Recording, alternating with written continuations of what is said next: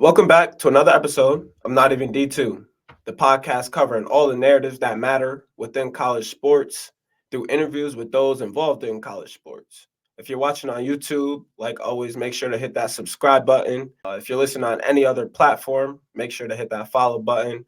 We appreciate all the support. And if you forgot, go hit that subscribe button. But on today's episode, we got Yannie Chan. Yannie is just a hooper, and she's the first Hong Kong woman to come to the NCAA, which is a crazy, crazy thing to be the pioneer of. She went to Emmanuel College, Division III school in Massachusetts, and now she just transferred to Iona, Division I. So, I mean, any Division III to Division I transfer, they got to be nice, and Yannie is definitely that. And there's a ton to talk about, the differences between Hong Kong and America, her transition. She played for Hong Kong's national team, so she's got a lot of experiences. She's friends with Jamad Fiin, who's inspiration in herself. So, I mean, this was just a really good episode, and I want to hear what you got to say about it. It was definitely a great episode. Yenny, she's really cool. I think it's cool that she's like a trailblazer in her own way, being the first woman from Hong Kong to go play college basketball.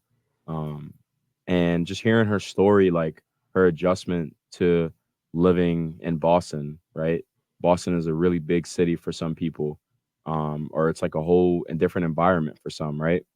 And then now hearing her transition to Iona, she kind of do has to do it all over again. But it always seems like she keeps like a positive attitude on things, Mm, right? Like she never seemed like she was like, because I'm pretty sure she was injured. She didn't really talk about it much, but she was injured last year. But it wasn't like a negative thing or something that it seemed like was like above her head, like a dark cloud. Like I don't know. She just seemed it was just like she had a really good energy, and it was like a really good conversation with her, and I was really glad we got that episode done, bro. no, yeah, we were definitely waiting. She was in Hong Kong when we wanted to record with her, so she was like, "You guys gotta wait for me," and we were more than happy to, because she's a legend. And I think I mentioned this to you over text the other day, but I really think that she's gonna have a big year at Iona. And the reason why I'm saying this is like every place that she goes to, it's tons of obstacles in her way, and she always just hurdles them. Like she wasn't speaking hardly any English when she first got to America. I don't think people realize how hard that is. Like being in a locker room full of people only speaking English and you're not understanding them, but still managing to be like conference player of the year. That's incredible. And she's now like transferring to Division I, which is a huge leap, but she's consistent in her work. You can see it on her socials or just knowing her like every day she's in the gym. I was just talking to her through text and she got hurt and she was like, I'm still in the gym. And I was like, you might want to like chill, don't rush it. But she just is a grinder. And I think that this is going to pay off. Iona, they didn't have the best year last year, but that I think that they're gonna have a big year, and I think that Yanni is also gonna have a big year. So, I mean, we're big fans of everything that she has done, but we know that there's more to come, and she also knows that there's more to come, even outside of the game of basketball, which I feel like we can talk a lot about. But um, anything else like pressing that you want to talk about? Nah, I think she's due for a big year. I was talking to how we got connected with her was through my guy Mitchell Kirsch. He kind of put us in contact, and like I was talking to him after we filmed the episode with Yenny about like who she is, and he was like, I've only worked out with her 2 or 3 times, but he was like, she was eager to work out. Number one, number two, like she was going super hard in the workout, like wasn't taking any like steps off or any drills off. She was working out with dudes and like was going at them is what he told me. And it's like, and he's also like, bro, have you seen her like how she works in the weight room? Like she's gonna figure it out. You know what I'm saying? Like big role or not, like I know she's gonna figure it out. And I'm excited to watch her play this year at Iona for sure. Yeah. And then the final thing that I want to talk about is just I mentioned that, but like regardless of the obstacles, she's getting through them. but she's trying to implore this in the younger generations in Hong Kong, or even just girls playing basketball, which I definitely appreciate. Like a fan of women's basketball and wants to see it keep growing. Somebody like Yanni, like she doesn't have the biggest platform right now, but she's growing it every day, and she wants Hong Kong to be a nationally known like basketball program, and she's doing her part. She just played on their national team and got them their first ever win in the Asian Games, which we talk about in the episode. So stay tuned for that. But I mean, she's just like I said, she's a legend, and she might not realize it, but she's an inspiration to so many people. And there's a few people that can be credited for her success today, but like what she's doing in the game of basketball and outside is really inspirational, and I mean that like for real. So Yeah. I mean, we cover a lot with her, talking about what it was first like getting to America, which is just a crazy experience that not many people have to experience, but she went through it. Her coach, Coach Yosinoff, arguably going to be nominated in the Hall of Fame, but is getting inducted into the Small College Hall of Fame. So a legend in himself, recruiting a bunch of great talents from different cultures. A lot of respect goes to him. And then finally, like what it was like playing in the Asian Games. We talk about that a lot, but so much more, and just a great conversation we had with Yanni. So let's hear from Yanni.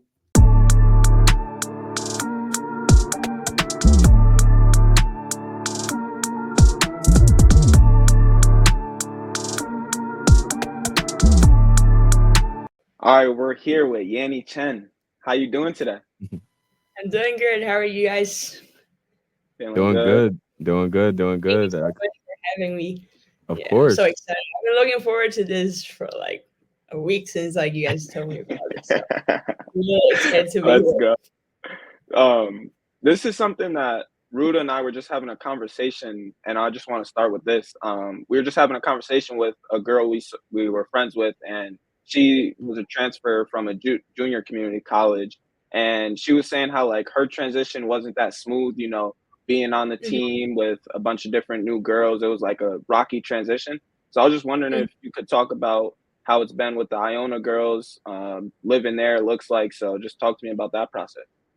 Yeah, sure. I think so far I've been enjoying this like I don't know, like the whole team vibes, and then I mean the workout is definitely hard, a lot harder, a lot more challenging.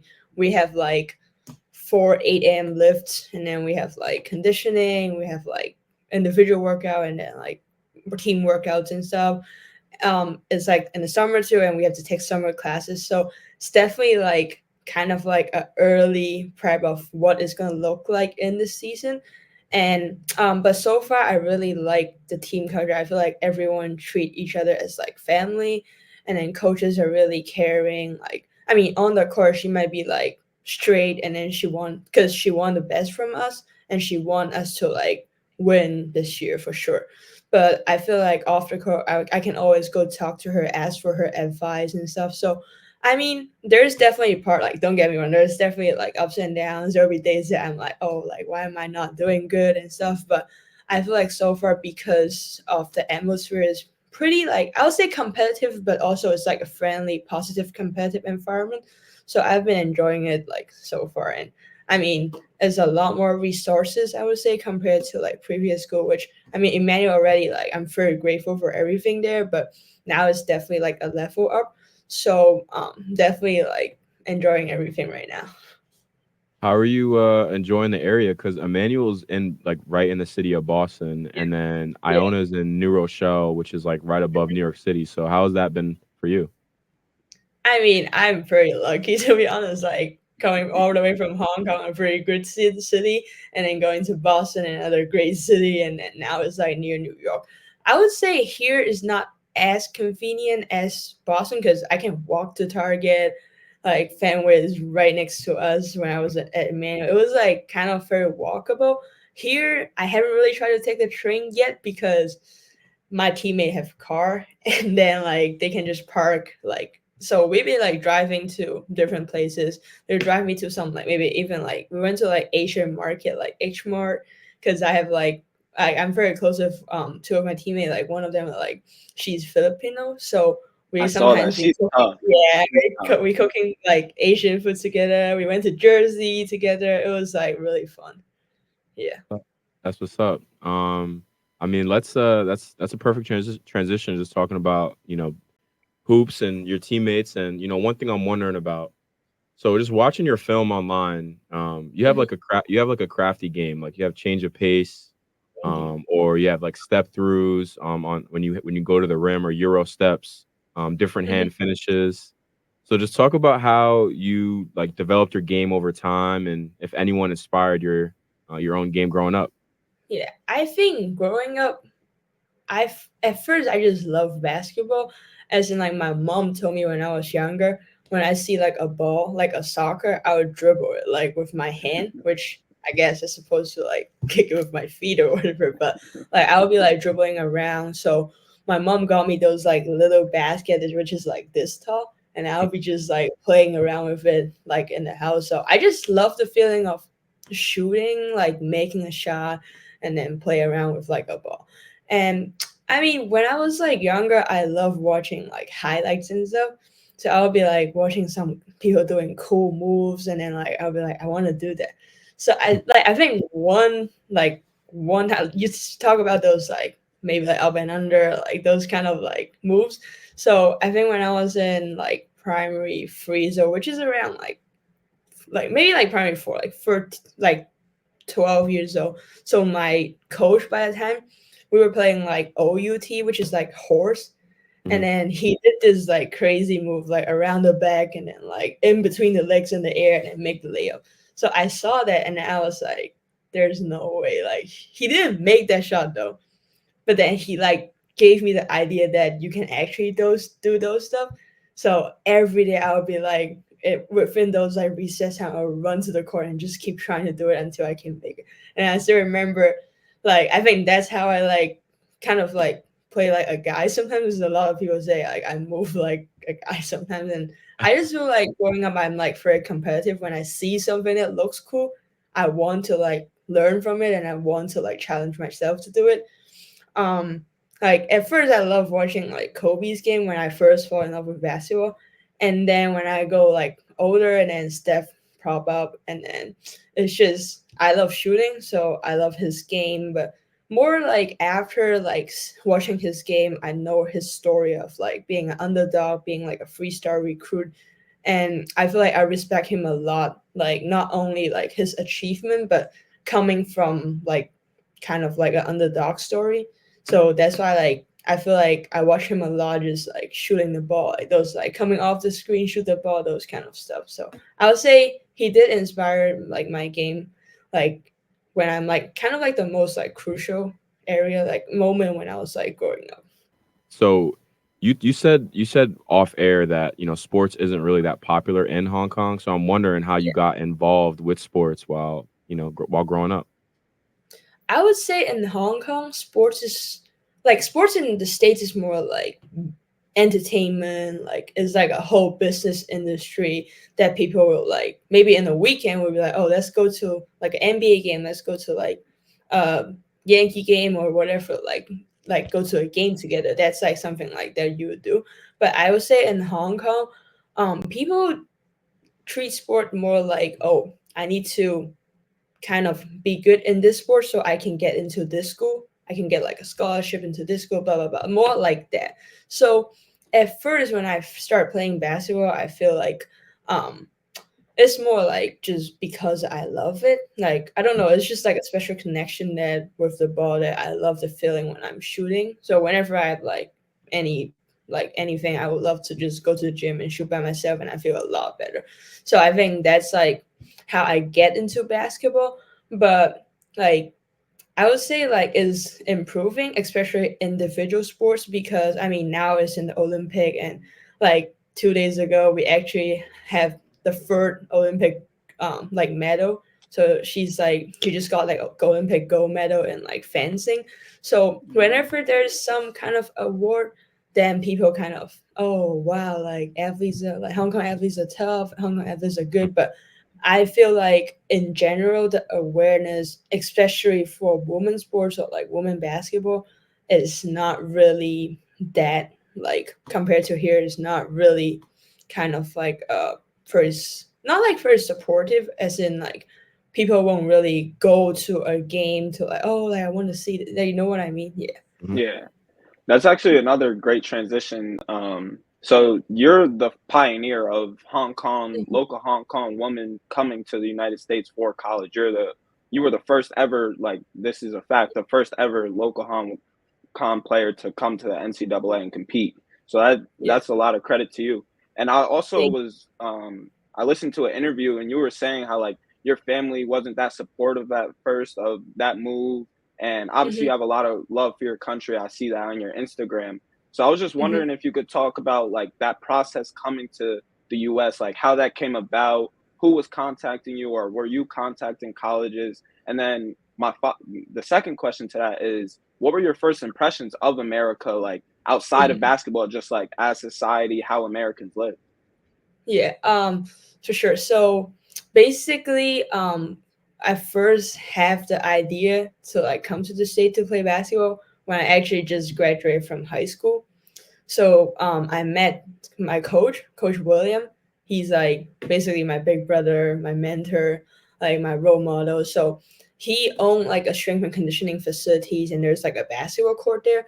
At first, he was like, "There's not really many supports for women basketball," so he wanted to like provide us more like support. So he gave us kind of like free strength and conditioning workout, and then we become like Strive sponsor athlete that we can go to like the gym, we can do whatever in the gym. So that was like after public exam, I was in his gym every single day. I was Mm, like, oh, I have this opportunity. He got a shooting machine, like he would be like anytime, like maybe like 7 a.m. he'll be free, and I'm like, I'm coming. Like, can I come get a workout in with you? So, I think like over like a little bit of time, he was like, he saw my potential and he asked me if I want to come to play in the States because he's like half American and half Hong Kong. And he studied high school and college here. He studied at Manhattan Field. So he knows what's the difference to like basketball wise, like being here, like competing in like a much higher level. And then like in general in life, it's just much better like education to just see the world like in like a different country. So he gave me the idea if I want to come. So by the time it was like 2019, so we start like preparing because in Hong Kong I'm kind of like tall, so I was actually kind of a forward, I would say. Like, I was not really like a guard, but I was just obsessed with shooting. So I'm so glad that I can shoot the ball. Because if I'm 5'10" and I can't shoot the ball, he would never like see the potential in me. That's what he said, which I understand why. yeah. So he was like, so we work on like ball handling, we work on everything like fundamentals like every day in the gym for 2 years because there was social unrest and also COVID. That's why I can't really come to like Mm, states to show that to show coaches that oh I can actually play. So we like he helped me send out 250 emails to different coaches, like different division, and then only one come back, which is like Coach Andy Yosinoff. He saw my video that I like touched the rim, and then he was like seeing I my saw highlight, that. and then he was like recruiting me off those like highlights. So I'm like very grateful that he got me here. Like otherwise, I would have never been able to play here. And speaking of like, I mean, I was by the time I was the first one like from local school for D3 to like come all the way here for like women's, and I mean, for Division 1, I'm like the first one for girls. But by the time for Division 3 in local school, I'm like the first one. So no one has ever kind of done similar things before. So my parents, like at first, they were thinking like basketball help me get through, like get to like a good high school, help me get to like I went to like a pretty good university in Hong Kong, like if during that 2 years. So they were like, why are you like kind of giving up all these to go to somewhere that you don't know what the future is gonna hold? So like it's more like they prioritize stability because they don't want me to like they want to protect me, like as in like they're just like worried about me, if that makes sense. So Yeah. I think we spent like a long time trying to convince my parents, which I mean, they've been always supportive to me playing basketball. They always come to games and stuff, but I guess like I mean, no one have done it, and then it's just very like a big thing that they're like I have to step out of my comfort zone, which I've never stepped my feet out of Asia before, like coming to the state. So of course they're gonna be like worried because like they love me. So going to your second question, once I get here, I feel like my first impression is Coach Andy's car. Like he drove like an orange car, and then when I get to the airport, I just landed. He was like boo boo boo, like, and the whole like people were like looking at me like, who is this? And he was like, oh, she flew all the way from Hong Kong. This is her first time in the States. Like, yeah, he's a character for real. But that's like the first like kind of coming over like a 20-hour flight or whatever, and that's like the first impression. I mean, he's very passionate, he's like funny, but like basketball wise, once I get here, I do feel like the culture is so like the basketball culture is just so good here. Like everyone kind of like comes support, and then like the level is a lot higher, like intensity, like contact, like everything is just a big upgrade for me. And then like let's say like game day in Hong Kong, we might play in like a government court, like somewhere like it changed kind of every time. But now we actually have home game, we actually have away game, that we have kind of our own like fans, like students to like support us. And then like there's facilities like trainers, there's someone there who will help us do our laundry after our practice so we can have clean practice jersey next day. I think these all support all around the support is like definitely a big shock to me at first. I was like, whoa, I feel like a spoiled kid here, like playing like sports. Yeah. So that's I, like kind of my first impression. Yeah. I like that. Something you made me think about, you mentioned that you sent like 250 emails and only one got back to you. So during that Mhm. time, what was your like mental thought process or mental health? Like, no, nobody wants me. What were you thinking during that time? I feel like, to be honest, by the time I was still like, because no one has done it before, so I don't really have like very high expectation that I'm gonna make it, because like it's kind of like from my perspective, it's more like it's COVID, like no coaches are gonna like just give someone a shot from Hong Kong, which our like team is not like Spain or like those kind of big country that they can just know the competition level is high and they would just recruit me. So by the time I was just like mindset is more like I'll just keep working, and then one day I'll make it. Like just keep working and then be patient. I think like I'm so glad that like Coach Will and also his wife Angela, they've been like helping me a lot during that time, because it was also COVID and Hong Kong has very strict COVID rules. Yeah. So we'll be like most of the time I'll be like locked in the house, and we will like coach will be like kind of secretly like open back the gym, like so just I can get in and then get shots up and stuff, because I can't be staying home for too long. Like I'll go crazy if I just like stuck. So I mean, like still that like even now when we talk about it like COVID, like definitely like not like it was like kind of bad, but it kind of helped me grow my game, helped me like to get this opportunity, if that makes sense. So I would say definitely that time it was just more like kind of looking forward to an opportunity and then just keep putting in the work. So one thing I'm wondering about, you talked about how you're the first like girl from Hong Kong to ever like come over and play like basically college basketball, if I'm not mistaken. Do you feel like you've inspired maybe girls who are younger than you, or girls who are maybe in your position, or were in your position to now come and play college basketball because you've done well? I feel like at first I didn't really relate it like that, but then I think over the years, especially this time now, I make it to like the D1, and I really feel like I'm becoming like a role model for most of like the girls who play basketball in Hong Kong. Like I did that cam in Hong Kong, because I mean cam culture is something that I took from here, like the giving back to the community thing. I feel like that's why I started like my first kind of small camp in Hong Kong this past summer.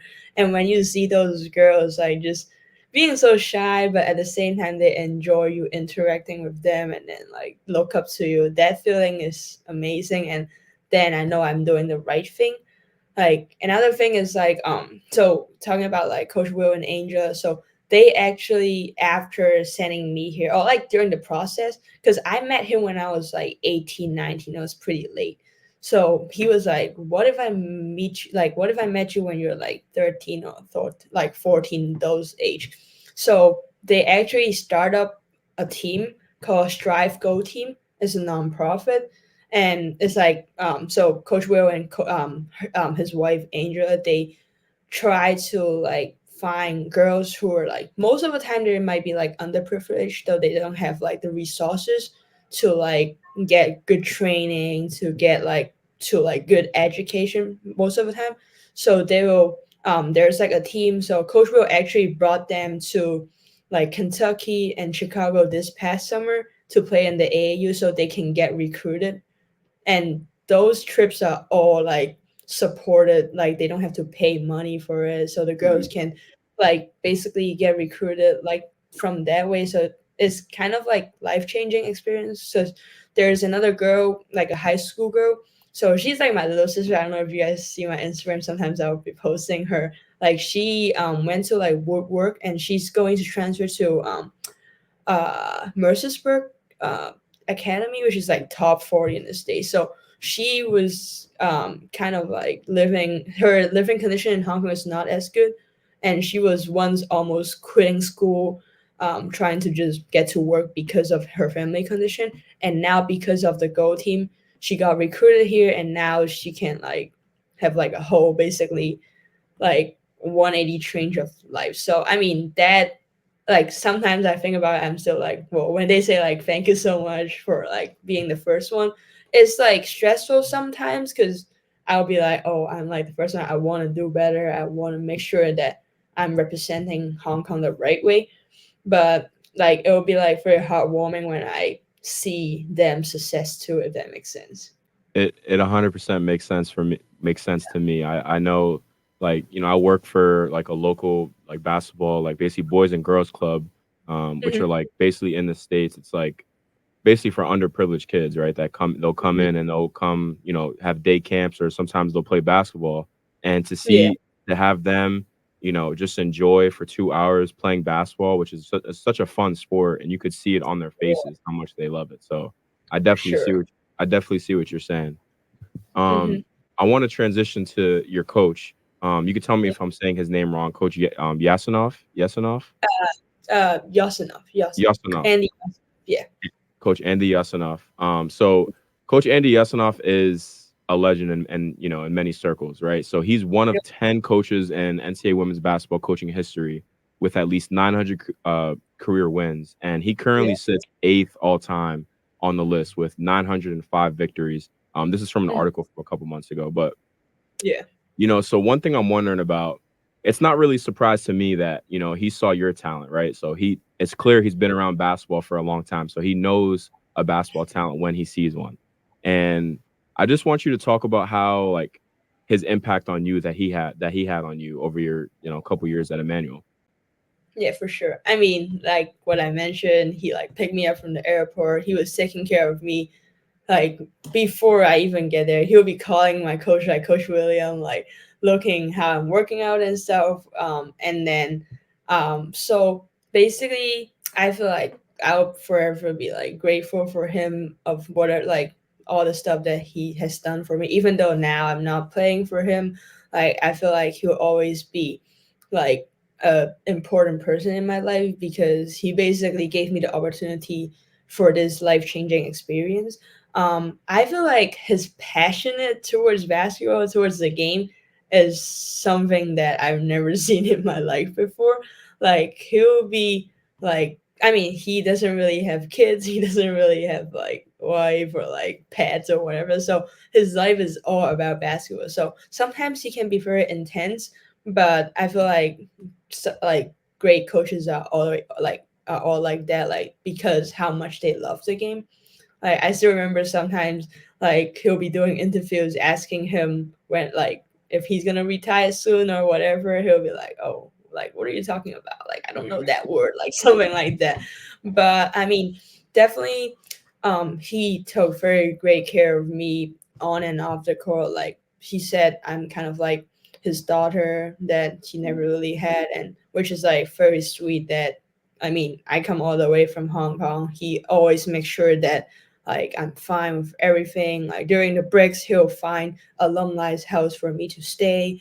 And then like if I like always asking me, oh, do you like do you have enough money? Like are you good with everything? Blah blah. So I feel like he's definitely like someone there who cares about his players a lot, and that's like the that's like the thing that you can ask for. You know what I mean? Like I mean, he's like a great coach with like 900 wins. Like I was there getting the 900 wins with him, celebrating with him. So that was definitely one of the best moment because we were playing Albertus Magnus, and then they were ranked number one by the time, and then we like beat them in their gym. So it was like when we start the season, we can't even see like getting the 900 wins, to be honest, because it was like a new team. I was the only player from the starting lineup that stayed, like, were still there. So it was a great year. Like, I feel like just without him, I won't be able to step in any of the NCAA courts. So, like, shout out to him for like everything, like, right now. Yeah. For sure, you definitely got to give a big shout out to him. And one thing I didn't even mention, he was actually placed on the voting ballot for the 2024 Naismith Basketball Hall of Fame. Um, I Yeah. don't, I don't think he ended up making it, but I'm rooting for him. And hopefully in the future he can make it. I definitely think he has the resume to do it. Yeah, Um, definitely. so transitioning to a different topic, just looking on your Instagram, um, Hmm. it seems like you would compete in like outdoor basketball tournaments in the area in Boston, or you would play in the CIS run, which is basically high level pickup basketball for women's basketball players in the area. Hmm. And you also worked out. You also work out with my guy Mitchell Kirsch. Oh, yeah. So I seen that. So he's the best. But just talk about the basketball community that you've seen from the Boston or greater Boston area while attending school in the area. Yeah. So during the summer, I still remember. I think the first year when I got back home. So at first, I promised my parents, "Oh, I'm gonna go home for like 3 to 4 months during the summer. Like I'll still have a lot of time."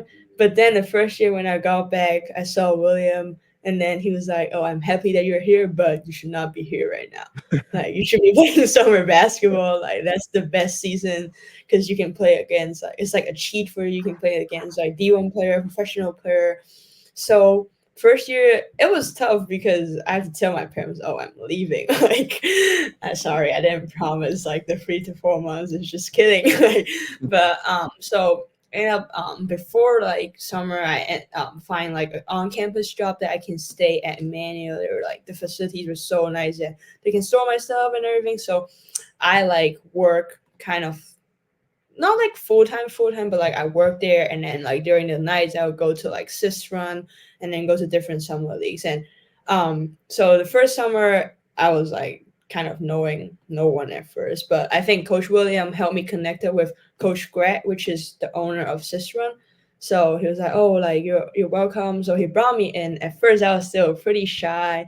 He's like, "Oh, like there's a lot of great players here." So like I was a little bit shy, but I remember like when we started playing a little bit more, like and then they start recognizing I can actually play, and then there would be more like they would talk to me, and they were like, "Oh, they want to work out and stuff."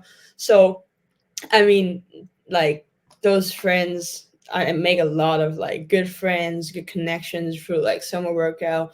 Like Asia Dingo, she like helped me through like a lot with like the D1 process, whatever. And I mean, I learned a lot from her too because of her like experience.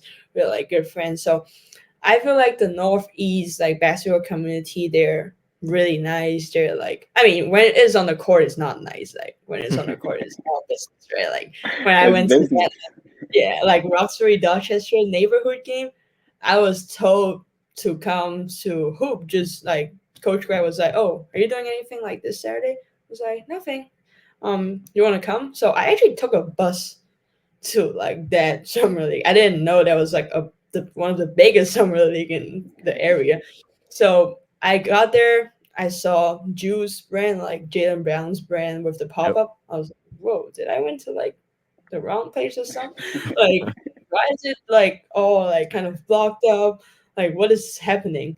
And so when I get like closer, I was like, oh, are you guys playing? I saw my friends who I play in like with like in Sisteron, and they were like, oh yeah, are you playing too? I was like, I guess that's what I was told. And all my friends from D1 school, they're on the other team. They're on the Dorchester team. And I still had Uh, like the game is almost like starting, and I haven't seen any like of my teammates. So I start getting worried. I'm like, what is going on? And I think that game is definitely one of the best moment of my like basketball career so far, because I mean, summer leagues like culture is like every like people are like so hype, and then we have announcer like just hyping up the whole thing. And I still remember at first I was a little bit nervous, but then like I get into like, oh, like I think by the time I probably was like the only Asian on the court, like on that court, I was like, I can't really be like playing back. I can't be like suck, and then they won't like let me play again. And I'm like, they would know that I'm from Hong Kong. I kind of don't want to like have that. I was thinking about that. I'm like, no, I gotta like put on like a good game. And Jalen Brown was sitting there watching too, so I was like, I gotta do something. So I think after I start like get like hitting shots, I get my confidence. And then the announcer at that time was like knowing that I was from Hong Kong. So there was like a video. She flew all the way from Hong Kong. Like there's Yannie, like when I hit the shot. And like I feel like that was the moment that I'm like, wow, I did it. Like I show people that Hong Kong players can actually hoop like in these kind of like level and stuff. So those are like great moments. And like as I said, like I met a lot of good friends there too. So I feel like even now they're like, when are you coming back to play? Like I miss like the sister like right now because I'm like here. But like during the break, like I might go back to see my friends, and hopefully I can like hoop with them soon. word. I love that story. That's tough that you started killing too. I like that. It was just like, and then when I sent it to like Coach William, like he knows that's like the real like summer league stuff, and he was like, "Wow, like I'm so glad you have these experience, because it's like not easy that they would invite a girl like just to join in and hoop with them like that." And I'm like, sometimes they'll be like, "You're not even from Roxbury," but then like I live in Emmanuel's dorm, so they're like, "No, she lived there." Like, but like I'm very grateful that they like respect me as like a girl like from Hong Kong, and then giving me the opportunity to play with them, to just learn from them, and then like be friends with them. Yeah. So moving on to a different topic, you actually play for Hong Kong's national team, and this past year you represented them in the Asian Games. And Yep. I don't want to oversimplify what the Asian Games are, but can I say it's like a mini Olympics for just Asian countries? Yeah, I would say so. Yeah, it's kind of like I think it's like under the Asian Olympic Committee. So it's basically, I would say, like an Olympic just for like the Asians. Yeah. Yeah. So you were playing in that tournament, those games, and Mhm. the Asian Games are from late September to like early to mid October. So not Yeah. right in the basketball season, but when it's right around the corner, you're starting to mentally prepare. And Yeah. I was reading in an article that you were asked during school, like, can you play? So I was just wondering if you could walk me through that process of like who asked you to play, how much time you had to think about your decision, and just like what ultimately went into that decision to leave Emmanuel for those next few weeks to play for your country. Sure, sure. So I think they first start asking me maybe like a year ago if I'm interested, because I think when I was like 18 or 19 I got into like the national team. So like they were like asking if I'm interested. But at first they were asking me if I want to play in the 3-on-3 tournament instead of the 5-on-5.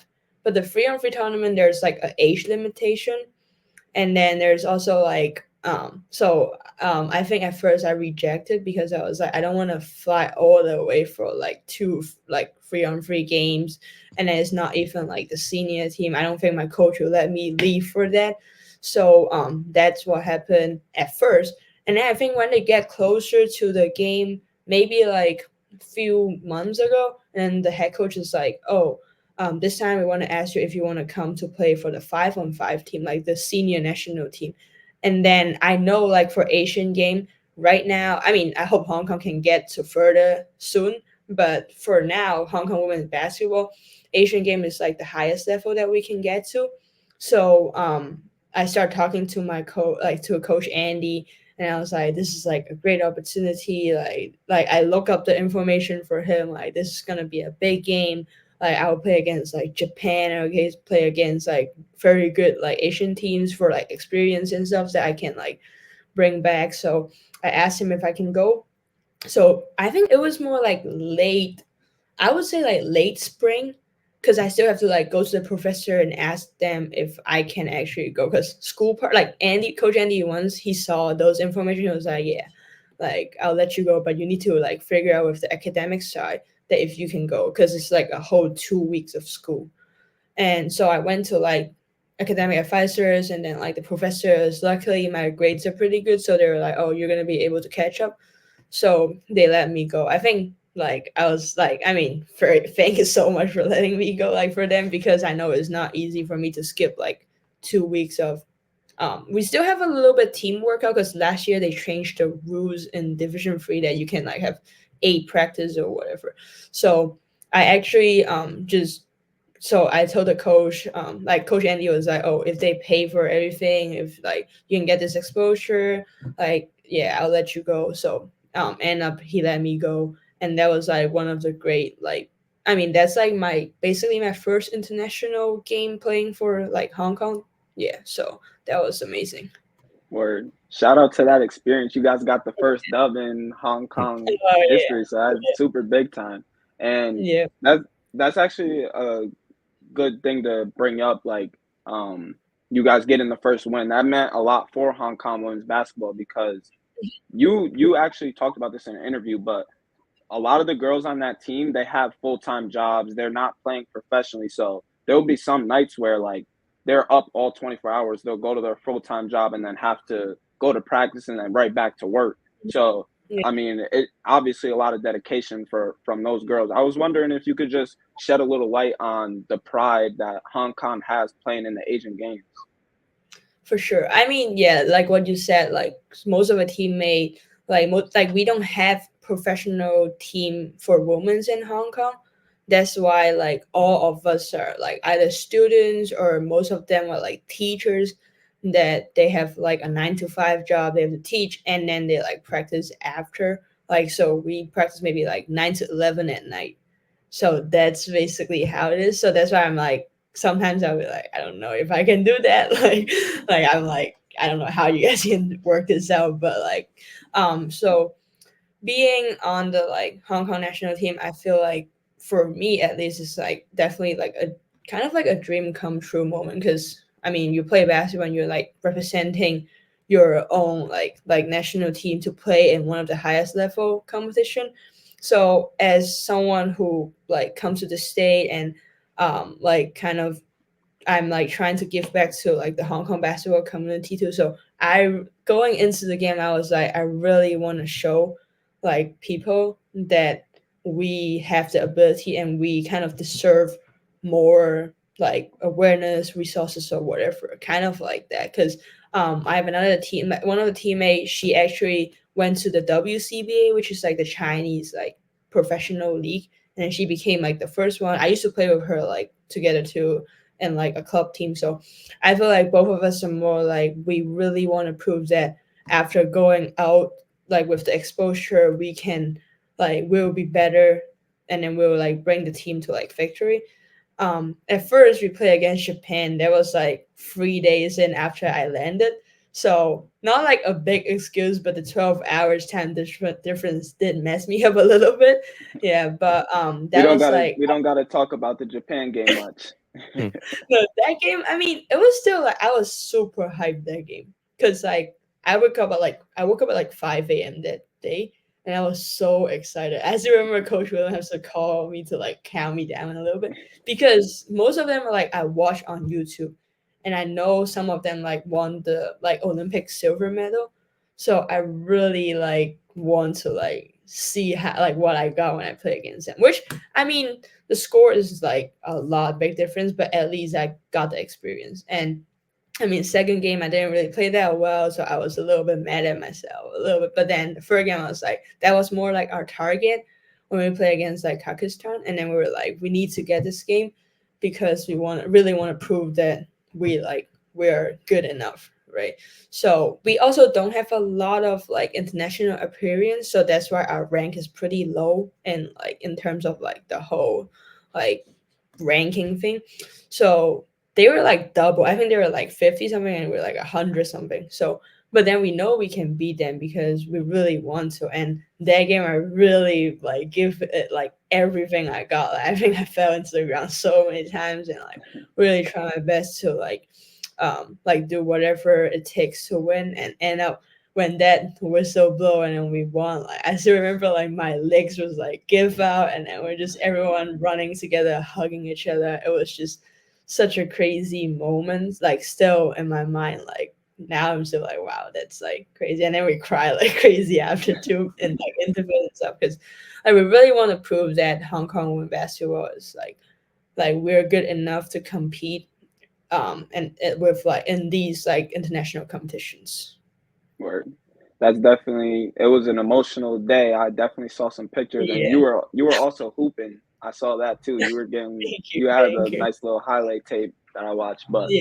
we're gonna take a quick break, talk about you, transition into Iona, and much more. So stay with us, and we'll be right back.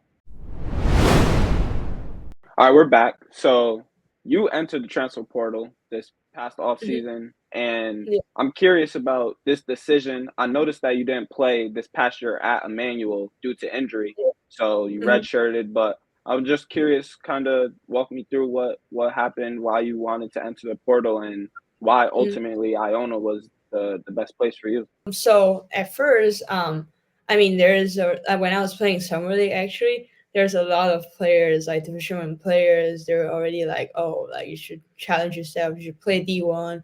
But I mean, the first year it was more like an adaptation.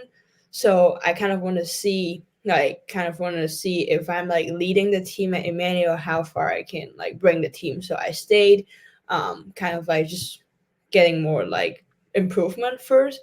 But then that year we lost in the GNAC conference final. So I was like, oh my god, like I feel like unfinished business. Like I don't want to leave like that. You know what I mean? So I was like, no, I don't think should go. So, but there's already like fours around, be like, oh, like I think you should go. And then when I went to Germany for like Albert Berlin's like practice with like the professional team, like some of them actually went to D1 too, and they're like, if you want to play professional, maybe you should like really get more like high level competition so you can get used to like the physicality, like those kind of like high volume like practice and stuff. So that was like in my head a little bit during the summer, but I was still like, no, like I'm just gonna focus on the season. So right after flying back from the Asian game, I probably like overtrained a little bit during the summer with like working summer league and then flying a lot. So I hurt my ankle. And at first I was like, oh, it's just an ankle sprain. I can play like 2 days later, like just tape it up and it should be fine. But because I was also rushing it a lot, I guess. So it never really healed probably. And it was just every time when I start playing a little bit, it would hurt. So I think in the mid season I was like, you know what, like I don't think this season I'll be able to play because of this injury. So I start thinking about like my future. Like I actually have time to sit down and really think about my future. Like because I want to play professional. Like I mean WNBA is final goal, but maybe like EuroLeague I want to like one by one, like step by step. I want like my goal is to play professional. So I sat down and I was thinking, and then I think in January I would like make the decision that I think I'm gonna enter the transfer portal because I really want to see how far I can go. Like with a new environment, I really want to challenge myself. Like I'm competitive, so I really want to see like when I actually play with like D1 players, like how would it be like for like experience and just growing my game, like growth in general. So I entered the portal. I think that was not an easy conversation with Coach Andy. Of course, like he didn't want me to leave, but I think I also want to like do what's the best for like my future right now. So I mean, when I talk to my teammate, they're like proud of me for making this decision. So like we're still friends. Like I still want to like support them. Hopefully, I can maybe like catch some of their games soon too. So I think when I entered the portal, there was like a lot of Division Three school like reach out, but I know like my goal is D1, so I asked my friends like Asia like if she got like some connections, and then like Coach William was helping me, and then a lot of different people like when they know that I entered the portal, they were like trying to help me out too. So it ended up come down to Maris and Iona, which are both in in the like same in the league. Yeah. which is not easy to pick between. But so I mean, Maris, they were like checking in with me like every week during the process. They were like really nice, and I mean, I really like the school too. I like the team. But when I come to Iona, when I have that official visit and workout, I feel like I like the kind of like the school, like the culture here more is a little bit more diverse for sure.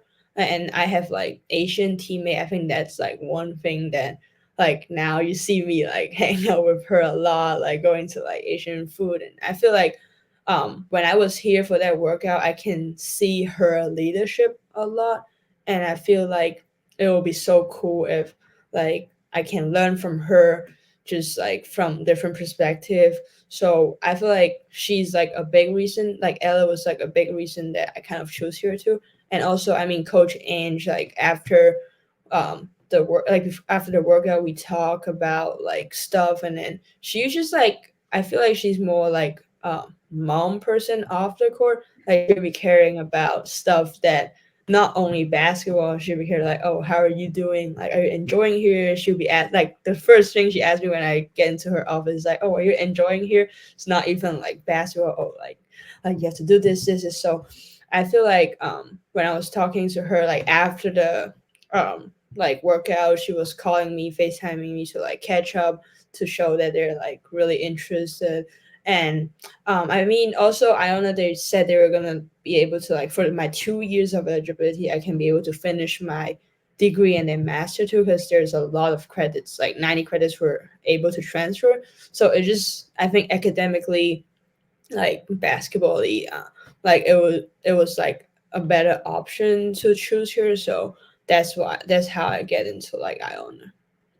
So, talking a little bit more about your game, you obviously had a great career at the Division 3 level in just 2 short years. Your second year, you were uh, GNAC Player of the Year, Hmm. and now you're at the Division 1 level. You're almost done with the summer session. What have you noticed about like yourself, or some of the things you might need to work on to be able to be the same player at the Division 1 level? Yeah, I think from like the transition so far, I feel like Division 1 is definitely like the physicality is a lot higher. There will be like girls who are like 6'5", like my teammates like 6'5", and then like it's a lot more like the speed is higher. Like everyone is a lot more athletic. So in Division 3, I might be like very very athletic like in general, but here I might be more like maybe it's still like I would say like mid higher, like maybe like I'm not like that athletic compared to the rest. Like the whole team might be like similar. So that would be like a big kind of adjustment. I can't only play with my athletic like ability. Like I can't only play with like athleticism. Maybe like I really have to like work on like skills. I have to work on like really how to like change of pace, like slow down my game. Like even in the work, in the team practice, coach sometimes like when I'm using the ball screen, I have to like really be patient to let them to set up the screen and stuff. And like we also have like pickup a lot of times. Like we have free pickup per week. Is like we organize it by ourselves. It's like coaches are not here, so I would say we're like always being competitive because I mean we're like family team, but at the end of the day, everyone wants to like push each other. Like because if you don't like go hard on each other, then the team is not gonna get better. And at the same time, you also want to like get minutes and stuff. So I would say that's why I say it's like a competitive, a lot like higher competitive environment. So I think for myself, definitely with like injuries and stuff, I think I have to work on a lot of like mobility stuff. Like shooting, I mean, shooting, ball handling can always like get better. And then I would say like defensively is something that I'm focusing on right now because when I was at Emmanuel, we play a lot of zone. But like here we play a lot of like, man, like you have to really with like the teammate, work with the teammate. Like let's say it's like when there's a ball screen and you're going over, or you're going under, or you're going like, you have to listen to your big and see, kind of focusing on what this player's like characteristic, and if is she a shooter, is she gonna drive more to like make that decision. So that's something that I'm focusing on right now. I think for like the big transition. So what? Obviously, like playing with your teammates is gonna help you just like build that chemistry with them. But are you like watching like like do you guys like film practices and stuff like that? Like, are you like watching practice like over again? Or are you like watching film with your coaches, try to maybe understand coverages a little bit more? Or? Right now we don't. I don't know if we actually film it, but I did see that they film it before. But I don't know if it's like during the season they will film it, or like right now they're start film. We haven't really have like film like practice right now, because we only have like limited hours that we can be with coaches, I think. So but then I'll go to like Coach Angie and ask her about, like, let's say finishing up a practice, I can like go up to talk to her like, oh, like this defensive stuff I think I was not doing good, like how should I like do it better, or like even offensively, how can I like she'll be like, oh, you're a shooter, so if you're thinking about like making a move, maybe you have the space to shoot it, so like why don't you just shoot the ball. So I think just like communicating with coaches, and like I heard from like Ella and like those like returners, they were like, Coach Andrew's always welcome to like do film with you, or like even after a game, like she'll always open to talk to help you out. So I think that will be more maybe like an in season thing, I think. Yeah. So, just to wrap it up, we noticed that one of your teammates was Jamad Fiin, Yeah. and she's well known in the basketball world, and she made national news, being one of the few Muslim women's basketball players. Mhm. And she inspired many. Like she I think we're pretty sure she ran a camp out of Emmanuel, like Yeah. and I just wanted to talk to you about like how she was as a teammate, friend, Mhm. and how she maybe has helped you or inspired you to create your own voice in this space. For sure. I mean, like she definitely inspired a lot of people, including myself too. Like I look up to her a lot. Like even though like we're like close friends, but I still always tell her that you're always like inspiring me a lot with giving back to the community. So at first I think we first met when when I was a freshman. She was fifth year. She was taking her master. So I didn't know that. I think the first day when I got here, she was already on campus. She was shooting. So that's why like Coach Andy was like, "Oh, come meet to like your new teammate." Like she's like a freshman, and so she was like bringing me around. And then I think when I was trying to get her Instagram, I was like, "Whoa!" Like she got a lot of followers. Yeah, but she's like one of the nicest person I've ever seen, like ever know. She's just like such a great person, like always thinking about others too, like help people.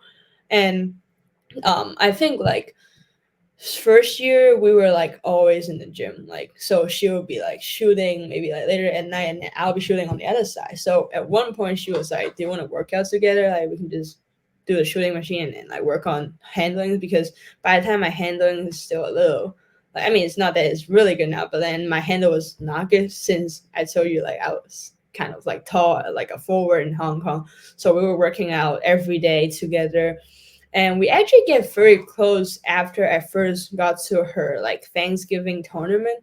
So she did like camps all over, like in like different state, like maybe sometimes like Minnesota, like San Diego, Chicago, Indiana. Like I went with her too. Like it was so cool.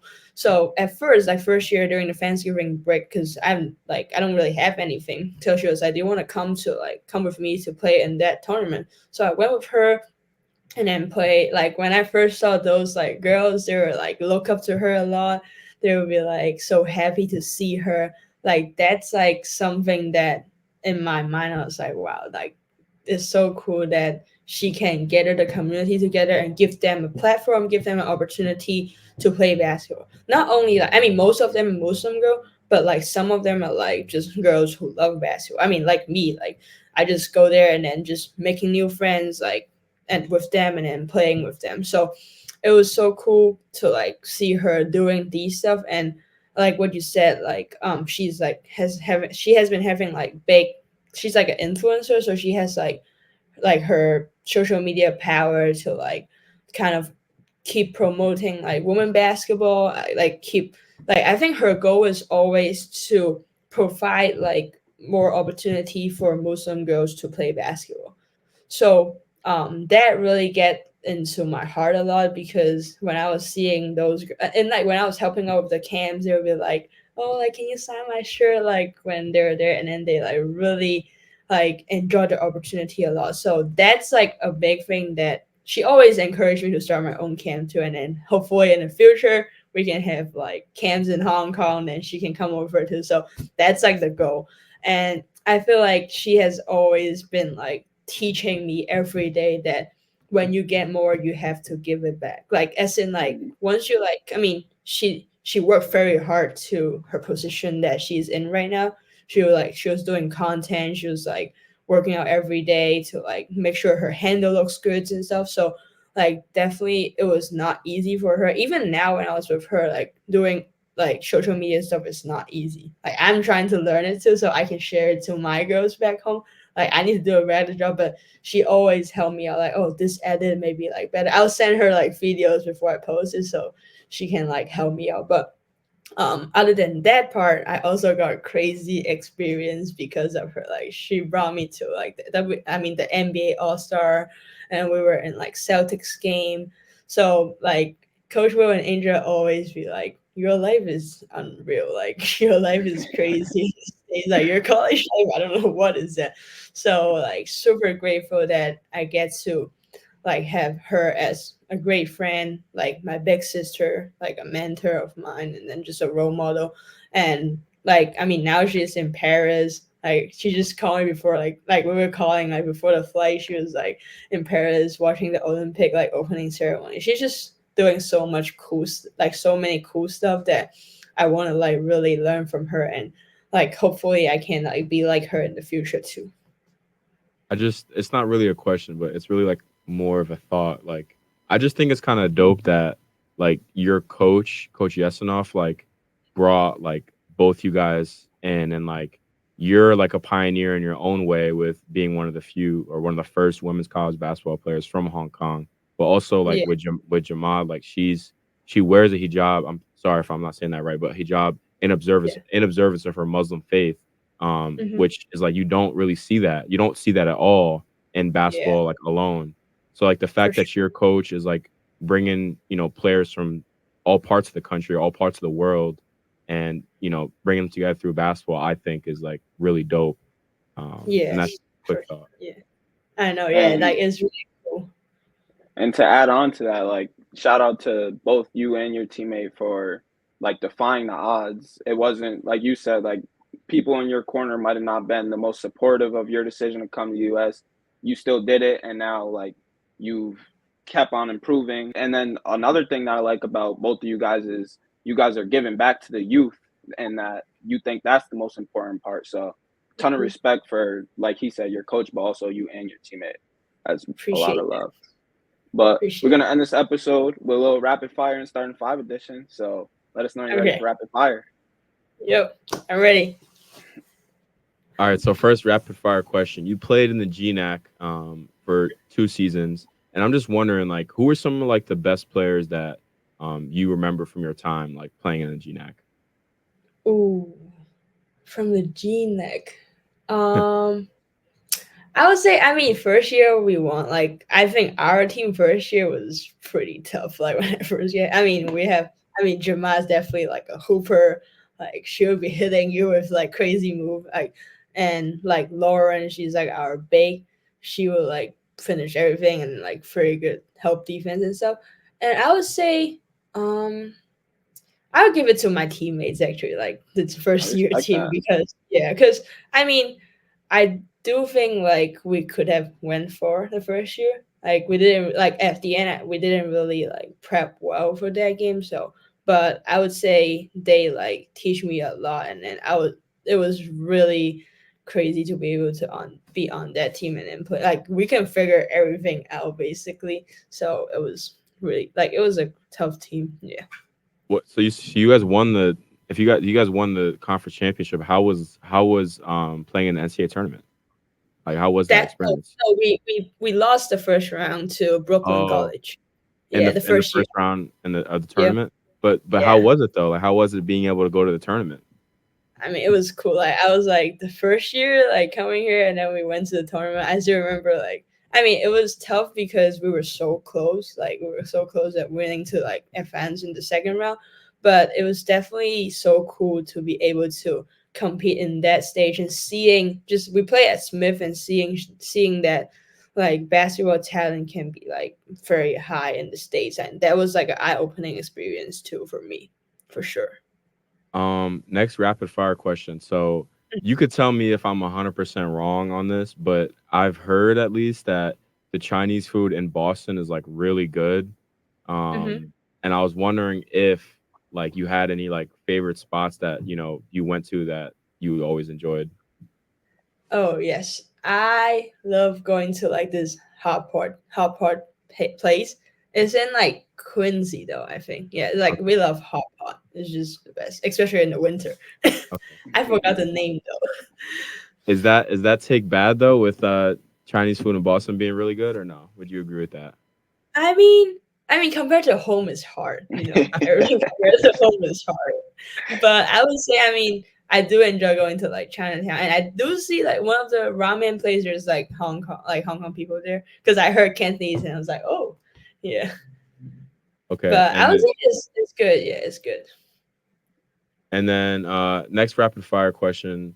What has been like your most I know you talked about like that pickup game or the tournament in like Roxbury versus Dorchester.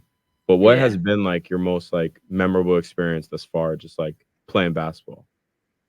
Ooh, that's a good one. I think it will be the first year when we played against MIT. Yeah, we were down by like 2 points with 4 seconds left, and I got two free throws, and to get into overtime. And then it was like the first few games I got to the States, so it was like pressure and stuff. But like I remember, like my teammate, like the four captains came to me, each say something like, "Oh, you got this. You like practice so hard for this," and then I made them, and then in overtime we win. So that's probably one of the like I've never shoot those free throws before, like win or go home free throws, and like I'm glad I made that. That clutch gene. I Yeah. so So we're gonna finish with a starting five edition. Oh So if you're yeah. a coach assembling a starting five, point guard through Mm-hmm. center, who's your lineup gonna be? And this edition is gonna be players you've played with or against, and it can be from your summer league experiences, your Hong Kong experiences, anything. The floor is yours. And just So just say a little bit about like where they played and why you thought they were good. so my point guard will be Tainam Mayer. So she played for Duke right now. She's like the point guard Mm, for Duke, and I think I played against her in like sixth round, and she's just like very skillful. Like her like step back and just reading off the screen is like really good. So I'll take her as the point guard, and then for like kind of like the second like shooting guard position, I'll pick Asia Dingo. Like she played for Fordham. She was like the A10, I think, defensive player of the year. Her mm, defense is one of the like best I've played against or I've seen. Like when I was watching like ESPN, they call her like one man press because she can like steal the ball from like literally everyone. Yeah. Um, and then the kind of like small forward position, I'll pick Janae Chromes. She played for Providence. Um, so when I play against her, I think she can shoot the ball and she has like size that she can like post up and like she can get like rebound and have like some like crazy moves too. So I'll pick her for my first spot. And then for like forward, I'll choose Lauren Manis from she was like she played for Holy Cross before, and I think she like got drafted to the WNBA too. She's like really tough. She got like a mid like crazy turnaround mid range, and she can like drive in and stuff. So when I play against her, Like it was really fun because we were competitive and yeah, it was fun. But I'll pick her, and then for the center position, I think I'll pick Caitlin Weimer. So I think so I play with I've played against her and play with her in like BU pickup runs, but I think she transferred to NC State this year. That's Yeah, tough. she's like tough. Yeah, she's like tough. So this is gonna be my starting That's five just lineup. I heard Yeah, you. That's a good lineup. There's a lot of high major girls. I yeah, like it. But yeah. that's gonna do it for another episode of Not Even D2. We definitely appreciate you coming on the show. It's been a long time coming. We're big fans of everything you got going on, whether that's in basketball or outside of basketball. So definitely keep up the good work and good luck in your season at the Division One level. I appreciate you guys for having me today. I had a lot of fun. Yeah. Thanks for tuning in to another episode of Not Even D2. If you haven't already, make sure to go follow all the socials at Not Even D2. You can catch every episode on Apple Podcasts, Spotify, YouTube, or wherever you listen to your podcasts. I'm your host, KJ Allison, and I'll see you next episode.